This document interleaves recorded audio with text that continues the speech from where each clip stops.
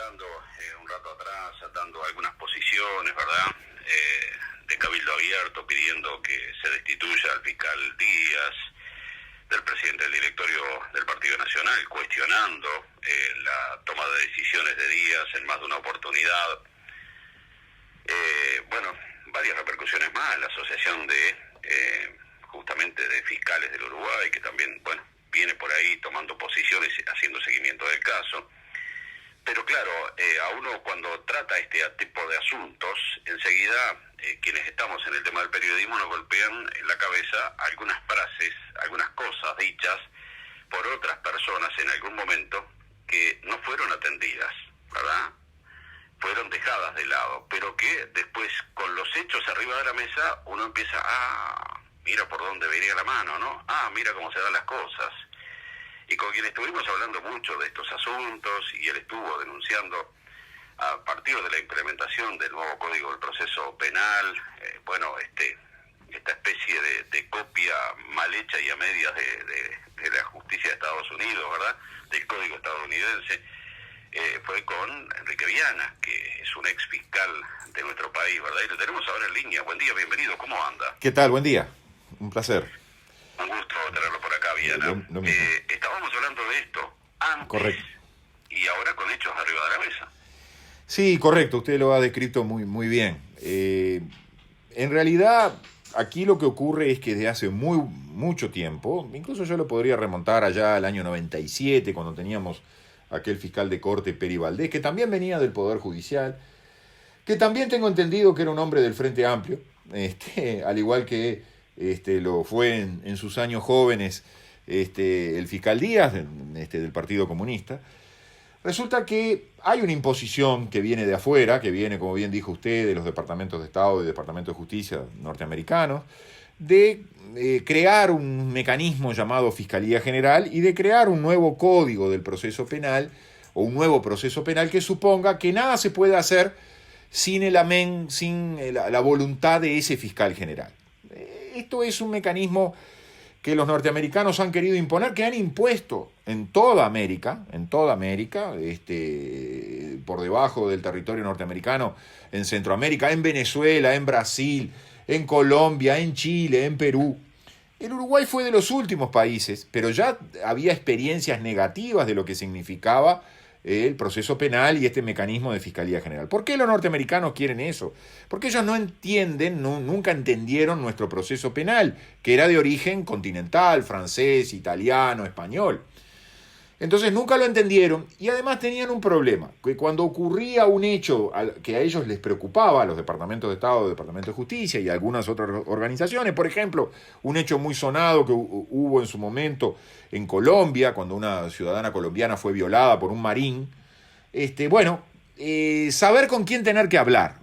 Porque en los sistemas anteriores, que eran mucho más justos en ese sentido, usted tenía un fiscal entre 20 y pico de fiscales, tenía un juez entre 20 y pico de jueces acá en Montevideo, y las combinaciones de juez y fiscal que le correspondía entender el asunto eran difíciles, y llegar a ese juez y fiscal era muy difícil. Entonces ellos le empezaron a preguntar, bueno, pero ustedes no tienen el sistema de un procurador general. Bobby Kennedy, por ejemplo, fue procurador general en Estados Unidos. El procurador general en Estados Unidos es lo que viene a ser un fiscal federal, que es quien preside el Departamento de Justicia de Estados Unidos, para decirlo, para que se entienda qué importancia, y es electo directamente por el presidente de los Estados Unidos. Entonces, ellos preguntaban, ¿ustedes no tienen un sistema de fiscal general que nos permita hablar con un solo sujeto antes de que tener que conversar con 3, con 4, con 5?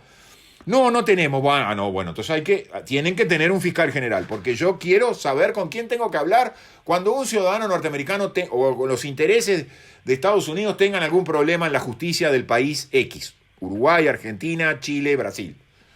Y así se hizo, y así se fue cambiando.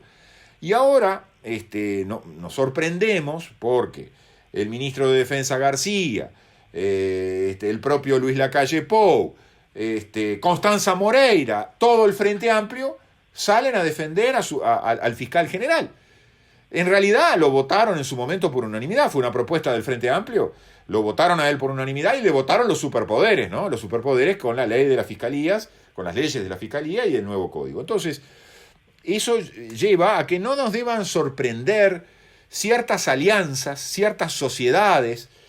¿Quién iba a decir? Luis y Constanza, del mismo lado, defendiendo al fiscal general. Suena raro, suena muy raro. Pero la gente tiene que empezar a reflexionar en estas cosas, y aunque sea plantear la duda, ¿no? Plantearse la duda. Bueno, ¿y por qué pasa esto? ¿Por qué estas cosas tan raras que no puedo entenderlas? Vamos a decir la verdad, no será personaje de mi simpatía, pero al canciller Talvi, al ministro de Relaciones Exteriores Talvi, lo sacó la embajada de Estados Unidos. Todo el mundo sabe que es así. Todo el mundo sabe que es así.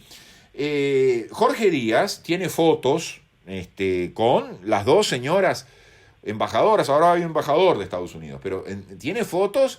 ¿Y por qué tiene fotos de las dos señoras con las dos señoras embajadores? Porque las embajadoras lo citaron en su momento, estamos hablando antes de que entrara en vigencia el código, para preguntarle cómo iba la marcha de la puesta en funcionamiento del código.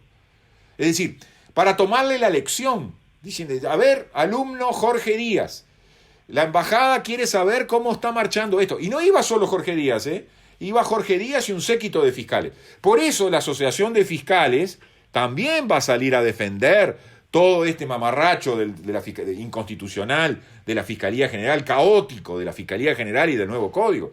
Yo vivo... Hablaba de la consulta a Díaz, diríamos, de la Embajada de Estados Unidos. Sí. No nos olvidemos que Díaz es de los principales redactores del nuevo Código del Proceso, ¿no? Participó de la redacción, no fue el único, participó de la redacción, participaron otros jueces y algunos fiscales, participó la academia, participaron los partidos políticos, participó, por ejemplo, para ponerle esos ejemplos también extraños, Pedro Bordaberry participó en todo esto, ayudaba a redactar las normas que los senadores frente amplistas no se animaban a redactar. Ope Pasqué, también, actual diputado, en su momento también. Pablo Abdala, del Partido Nacional, también contribuyó a la redacción del código. Todos querían este código, Y uno se pregunta, bueno, ¿qué unanimidad hay para votarlo a Jorge Díaz, un hombre que se sabía quién era, todo el mundo sabía quién era, para votar las leyes de la Fiscalía, para votar el nuevo código y ahora para salir a defender el nuevo código? ¿Qué cosa unía a Luis, a Constanza, a García, a Larrañaga, a Bordaberry, a Pablo Abdala, a Ope Pasqué, a Mieres? ¿Qué los unía? Entonces, el ciudadano tiene que empezar a entender que nosotros vivimos una suerte de partido único. Para algunos temas hay partido único. Para los contratos corruptos con UPM hay partido único. Todos los defienden. Y se hizo una interpelación en la cual todo el mundo se defendió a UPM. Increíblemente, como se había hecho allá en el pasado con Botnian, allá por el año 2007, 2006 también. Una interpelación por la positiva, se llamó, con el diputado Blanco Borsari, interpelando a Arana y a Lepra, que eran los ministros del Frente Amplio, para elogiarlos, Arana y Lepra, y decir qué bien que estaban llevando lo de Botnia. Entonces, cuando hay esas unanimidades de quienes se nos presentan como distintos, pero que en definitiva se parecen mucho y son casi gemelos, hermanos gemelos, bueno, uno tiene que empezar a dudar, ¿no? Tiene que hacer ejercicio de la duda. Siempre se nos enseñó a nosotros en la facultad que el ejercicio de la duda era el ejercicio del juicio y del buen juicio, digamos. Es decir, la palabra juicio tiene su origen en la palabra duda. Fíjese usted. Entonces, es obligarnos a razonar frente a los hechos, estos hechos que nos sorprenden, buscar cuáles son las hipótesis que pueden justificar estos hechos tan sorprendentes, ¿no? Sabes que estoy intentando hilar un poquito en forma más fina Dígame. los conceptos de lo que está manifestándonos Viana. Sí. Por ejemplo, nos quiere decir que se haya llegado a utilizar a este hombre, a Díaz, para ocupar el cargo, diríamos, ¿no? Estamos hablando de un momento en que el Frente Amplio era poder político, era gobierno, ¿verdad? Correcto. 2012. ¿Por su pasado político? Mire, indudablemente, aquí hubo un hecho histórico que hay que remontarlo a lo siguiente. En su momento, el fiscal Peri Valdés fue separado del cargo. Nunca supimos si fue destituido, si le pagaron el sueldo hasta que cumpliera los 10 años, pero fue separado del cargo. Hubo un muy buen fiscal subrogante que tenía que ocupar, que era un fiscal civil, el doctor Marcelo Brovia. Y luego vino un fiscal a ser fiscal de corte, fue designado fiscal de corte, el doctor Ubiría, Pero enseguida empezó la presión, o desde antes ya de eso venía la presión porque Gianse tenía que ser fiscal de corte. O sea, Gianse, otra persona identificada con el Partido Comunista. Bueno, Gianse viajaba habitualmente a Cuba a festejar la Revolución Cubana, ¿no? Vamos a decir las cosas como son. Está documentado todo eso. Entonces, había una presión muy grande porque Gianse tenía que ser la fiscal de corte. Los blancos y los colorados no querían que Gianse fuera la fiscal de corte. Entonces, el Frente le dijo, bueno, muy bien, Gianse no, pero Díaz sí. Y el partido y el colorado dijeron, bueno, bien, Gianse no, Díaz sí. Y así salió la designación de Díaz, que se sabía que en sus orígenes juveniles, todo el mundo lo sabía, todos los que pasaron por facultad más o menos junto con él, sabían que era un hombre del Partido Comunista. Tenía hasta su sobrenombre allá en Cerro Chato, esos alias que se ponían en la sede de los partidos comunistas. Creo que el sobrenombre me lo dijeron alguna vez, creo que era Gavino o algo así. Bueno, lo cierto es que eso supuso un pacto, pero ese pacto que comprendía, entre otras cosas, Gianse por Díaz, pero era también impunidad por algunos hechos del pasado respecto de algunas personas, por impunidad por los hechos del futuro. Era todo un gran pacto, porque los pactos políticos son así. Muchas veces se parecen a los pactos mafiosos, muchas veces, no digo siempre, pero muchas veces se parecen a los pactos mafiosos, sobre todo cuando no se revelan, cuando no se muestran, ¿no? Bueno, ese pacto supuso, entre otras cosas, bueno, pero si Díaz va a ser el hombre de la embajada, y como es el hombre de la embajada quiere que Díaz imponga, Díaz, origen Partido Comunista, imponga lo que quiere la embajada de Estados Unidos. Fíjese usted lo difícil, como decíamos al principio, que es entender este tipo de cosas. Y así se hizo. Y vinieron las leyes de Fiscalía General y vino el nuevo Código del Proceso Penal. Otra consideración, Díaz fue designado para violar la independencia de los fiscales. Mire, me consta personalmente, porque mucha gente me vino por distintos lados, que uno de los propósitos de Díaz era sacarse de arriba al fiscal Viana. Y lo consiguió, exitosamente. Cuando yo estaba... éxito de su labor, dice. Claro, en el 2015, cuando, por ejemplo, yo estaba trabajando los temas ambientales y donde denunciaba la corrupción de los contratos de inversión, bueno, para que no pasara más eso, me pasó a una fiscalía de adolescentes. Y luego, como se ve, bueno, antes me había hecho un sumario, en fin, las persecuciones son de todos los colores, ¿no? Como las similares a las persecuciones que estamos viendo hoy a la vista.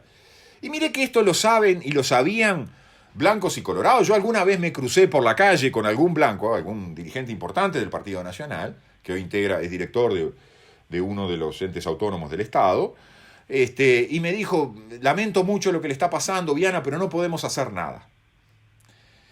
Bueno, esas cosas a uno lo dejan siempre pensando, ¿no? Bueno, no se puede hacer nada, ¿por qué? ¿Y por qué este individuo y las leyes y las barbaridades que este individuo vino a violar la independencia de los fiscales, y esa violación de la independencia de los fiscales ya estaba programada desde allá arriba, y entonces todos tenían que obedecer a ella.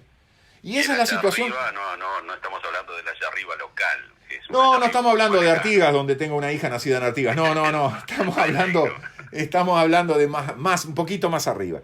Pero lo cierto es que todo este sistema se montó para eso. Entre otras cosas, para violar la independencia de los fiscales. ¿Por qué? Porque es fundamental que los fiscales no tengan independencia. Porque de esa manera la Fiscalía General ejerce ese poder único que le permite decir a quién investigo y a quién no investigo, a quién llevo al juzgado y a quién no llevo al juzgado, a quién meto preso y a quién no meto preso. Fíjese la cuantiosa facultades y poderes que tiene el fiscal general. Domina la justicia penal del Uruguay. Ni siquiera la Suprema Corte tiene ese poder. Los jueces penales ni que hablar. Es el dueño de la justicia penal. Y eso es lo que se quiso, y eso es lo que se quiere, porque el gobierno de turno dice, ¿qué mejor palanca esa que yo tengo? Porque esa palanca me da impunidad al gobierno de turno, le da impunidad para mantener los actos de corrupción sin que vayan al juzgado. Fíjese usted la importancia que tiene toda esta creación. Es así. Viana, el agradecimiento, como siempre, por esa deferencia de atendernos, de disponer este tiempo para hablar con nosotros y el compromiso para seguir restableciendo el diálogo cuando lo consideremos oportuno. El agradecido soy yo, muy, muy amable. Que pase bien. Hasta luego.